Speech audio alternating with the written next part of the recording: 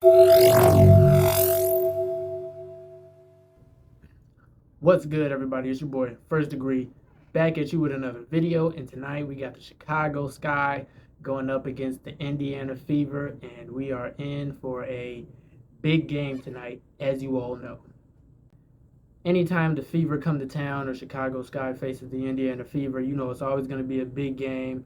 You got the two most popular rookies in Caitlin Clark and Angel Reese going at it, who had that huge rivalry back down in the NCAA tournaments the past few years.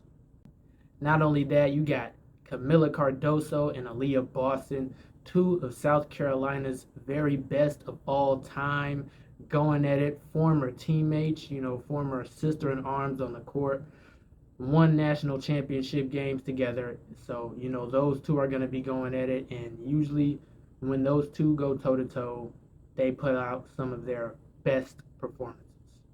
Not only that, you got players like Kelsey Mitchell, who's been having an insane season, especially since the break, averaging over like 20 points per game. She's on one of the longest 20-point game streaks in Fever history. Big storyline on the Chicago Sky ends. Kennedy Carter is out once again due to an illness she has been battling through the past couple weeks since break has started. So that's going to be another big storyline that we got going on, and it's going to be real detrimental to the Chicago Sky throughout this game, for sure. Kennedy Carter is the leading scorer for the Sky, so the rest of the players like Angel Reese, Camilla, they're going to have to come through. Definitely going to have a big performance, from players like Rachel Banham. Diamond DeShields had a pretty good performance the other day. Hopefully they can get the bench going that way. Isabel Harrison had a pretty nice night.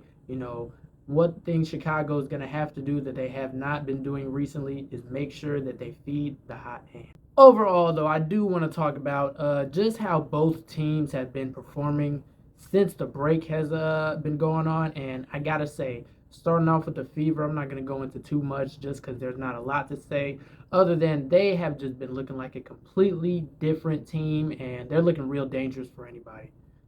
Since the break, the Indiana Fever have gone 4-2 in their last 6 games.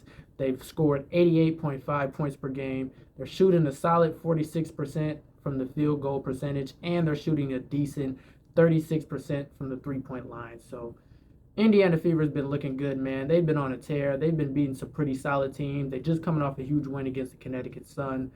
Uh, Swept the Mercury in the season series, and overall they have just been killing it with their dynamic trio, Caitlin Clark, Kelsey Mitchell, and Aaliyah Boston, last year's Rookie of the Year, man. And they've just been doing their thing, going crazy. Anchored by some great role playing from Lexi Hole, Katie Lou Samuelson. You also got Alyssa Smith, who's been having a pretty good year of her own right. I mean, Indiana Fever all around just looking like a solid team. Going into the Chicago Sky, on the other hand, ever since the break has gone and with the trade of Marina Mabrey, things have not been looking too well. And I just kind of want to go over some numbers that the Chicago Sky have since the break. Since the break, the Chicago Sky have been 1-5, only winning 20% of their games, losing a lot of heartbreakers, a lot of close ones to the Connecticut Sun, losing to the Las Vegas Aces, all by a total of just 2 points. And they just dropped a game to the Mystics after being up by 10 at one point in the fourth quarter, and just completely falling apart towards the end. And yeah, man, since the break, Chicago Sky's numbers have definitely gone down. We went from winning about 40% of our games, like I said, to just 20%. We were scoring at a rate of 79.5 points per game. Now we're down to 74.4. Not a crazy drop off, but in this league, every point counts, and that's pretty significant. Field goal percentage, we've dropped to 41% from 42%, so nothing really big there. 3-point percentage already wasn't that good, and we've dropped from 32 to 28%. Now, a lot of that is in part to, like I said, Kennedy Carter, our leading scorer, has not been the healthiest, so obviously that's always going to impact the team. So overall, let's kind of just look at some of the other numbers from some of our players that we got in the trade. Mariah Jefferson, not going to really go into much to her just because she's been restricted and really hasn't had a lot of playing time. Only been playing about 9 minutes per game, hasn't really been able to make too much of a big impact due to not being in the game that much. I think that a lot of people are going to look to the comparison of how Rachel Banham has been doing compared to Marina Mabrey. So when Marina Mabrey was on the Sky, she averaged, 14 points per game, 38% from the field goal range, 34.8% from three. She averaged about 5 rebounds per game, 4.5 assists, 1.2 steals, and about zero point 0.3 blocks. She was playing a good 33 minutes per game, one of our integral starters, and her plus minus was negative zero point 0.3. Nothing crazy, nothing big on that lower end of the stats, but as you can see, Marina Mabrey was a big impact on the squad. She's our second leader scorer. She played a lot of minutes, and she was our best shooter from the 3-point range. On the other hand, Rachel Banham, she's only been seeing about 20 minutes per game. She did start one game against the LA Sparks where she had a pretty solid performance, I will say. That was our best game, obviously, since coming back from the break, the only game that we did win. And that was a big team effort all around from the squad. Rachel Banham herself in 20 minutes of play has been averaging about 5.5 points per game. Field goal percentage compared to Mabrey's only 34.3 to 38.1. 3-point percentage, weirdly enough, exactly the same, 34.8 from Banham for the Sky. But, the other stat sheet is really where, the discrepancy comes in. Rachel Banham's only been getting us about 2 rebounds per game, only averaging about 1 assist per game. Has not recorded a steal yet with the Chicago Sky. Virtually the same amount of blocks. So one way to look at this is, Rachel Banham has just simply not been able to mirror what Marina Mabrey's done. But when you look at the discrepancy in the minutes, you could argue that that's a reason why.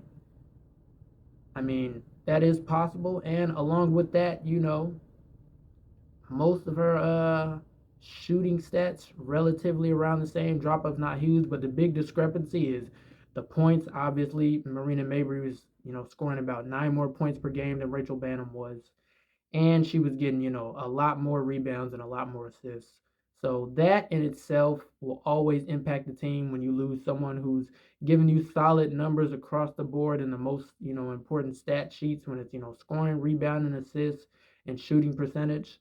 So that's been a big reason why the Sky's been struggling. Like I said, I believe a bigger reason is mainly because Kennedy Carter has been sick, has not been the healthiest, and she's missed some games and just hasn't really looked like quite herself since coming back from the break.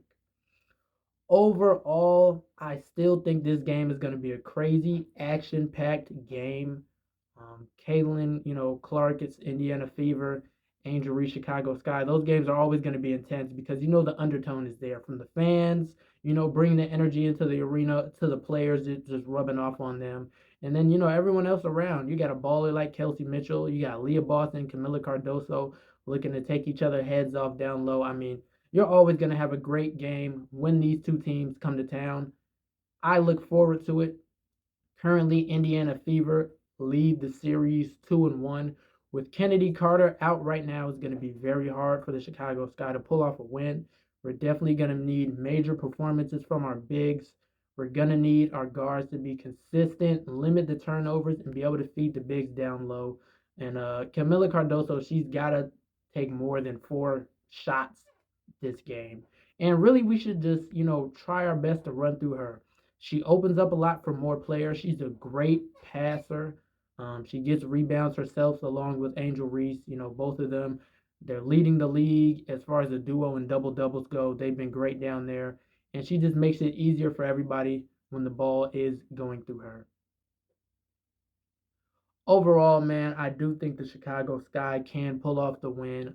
We just got to go with the hot hand. Usually when the Chicago Sky has someone who's doing good, who's cooking during the game, we stop going to them, and that's been the detriment since coming back from break. I feel there was a game when Angel Reese was the hot hand. We stopped going to her in the fourth quarter, which led us getting blown out by Mercury.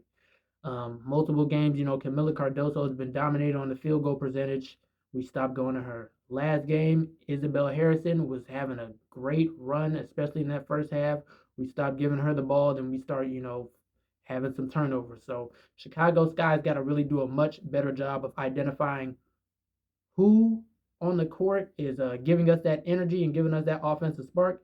And we got to really tighten up on defense. I mean, if you look at the past few games, it seems like we've just been letting teams shoot wide open, especially from beyond the arc. And against a team that has Caitlin Clark and Kelsey Mitchell, Katie Lou Samuelson, and Lexi Hole on it, we cannot allow that to happen. So let me know what you guys think in the comments below. Who do you think is going to take the game tonight? What are your just predictions overall? And yeah, man, we're gonna see what happens. I'll probably be around for post game analysis just because it's such a big game and I should have some free time and we'll talk about it.